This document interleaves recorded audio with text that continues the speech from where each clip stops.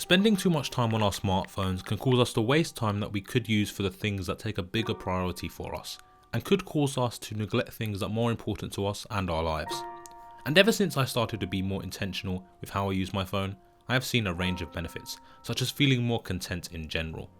And I've managed to significantly decrease my screen time on my phone from an average of around 4 to 5 hours a day to now where I average around 1 to 2 hours a day, and I'm pretty happy with that progress. A lot of people think Google's just a search box and Facebook's just a place to see what my friends are doing. What they don't realize is there's entire teams of engineers whose job is to use your psychology against you. Recently, I stopped using my phone as my alarm for when I wake up in the morning, and instead I've started to use a simple traditional alarm clock, and this has been a great way to avoid wasting time on my phone before I go to sleep, which also helps increase sleep quality as we are not looking at our screens just before we go to sleep. This is the alarm clock I decided to buy, which I bought from Amazon, and it also illuminates in the dark, which is pretty cool. And another benefit of using a normal alarm clock instead of your phone is that you can replace this habit of going on your phone and scrolling social media, for example, with something better such as reading or meditating. And according to research on building habits, the best way to break a bad habit is to replace it with a new good one. This links nicely to my first point, and this is to be more thoughtful with how much time you are keeping your phone with you. Because the less time you have your phone with you, a byproduct of that is that your screen time will decrease. For example, when working, I've started to no longer keep my phone with me a lot of the time, unless I need it for a specific reason. For example, if I'm working in my room, I will keep my phone in another room, such as the kitchen, so the distraction is not in with arm's reach. And if I need to use my phone for something, I will go to the room my phone is in, check or do whatever I need to do using my phone, then we'll leave it in there and go back to whatever I was doing. Notifications are one of the biggest things that can divert our attention when it comes to our phones, and that's why disabling notifications can be so helpful.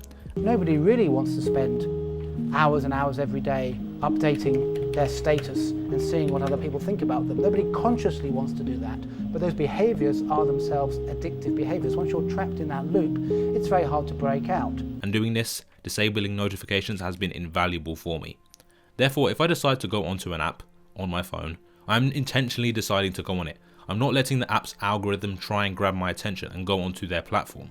On my phone, I have disabled the majority of my notifications, except for things such as my phone calls and text messages. Therefore, if I go on my phone, I know it will be harder to get distracted because the trigger to be distracted, such as an Instagram notification, is no longer there. The bad thing is that you think people's lives is much more fun than your own life.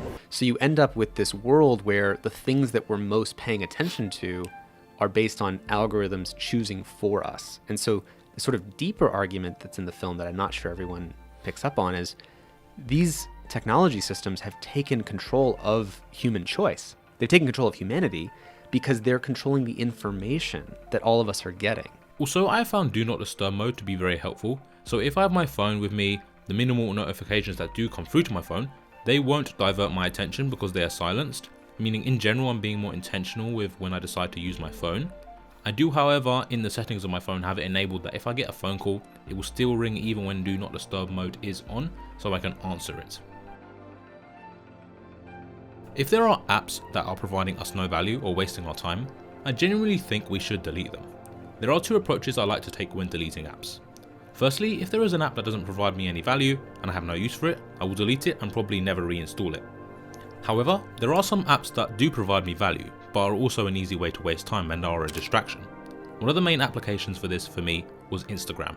So I don't have it installed on my phone all the time anymore, and in general these days, I don't have social media apps on my phone for very long, as, like they say, out of sight, out of mind.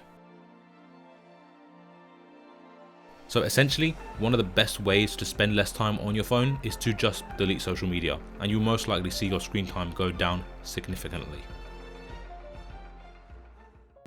We compound the problem, right? We curate our lives around this perceived sense of perfection because we get rewarded in these short-term signals, hearts, likes, thumbs up, and we conflate that with value and we conflate it with truth. That's right, no Facebook, no Twitter, no Instagram, no WhatsApp. Something that I found very helpful is to take time to go completely off social media for a certain amount of time, such as by doing social media detoxes, which I have done a few times now. I have quit social media for a week a couple of times, and I've also done it for a month as well, and I saw a range of benefits, such as realizing I don't really need social media as much as I thought.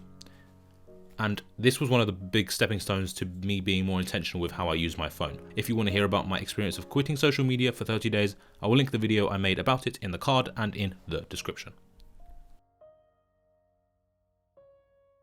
Well, we have a growing amount of research which tells us that if you spend large portions of your day in a state of fragmented attention, so large portions of your day where you're constantly breaking up your attention, take a quick glance, do a just check, let me just quickly look at Instagram, that this can permanently reduce your capacity for concentration.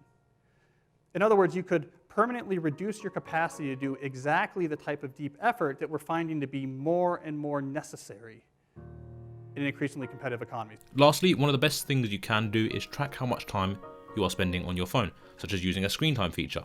This is one of the best first steps we can take because we are facing the truth of how much time we are spending on our phones. And we can take action accordingly to implement some things such as the things that I mentioned in this video, which can hopefully prevent us from becoming addicted to our phones and even prevent our smartphone from ruining our life.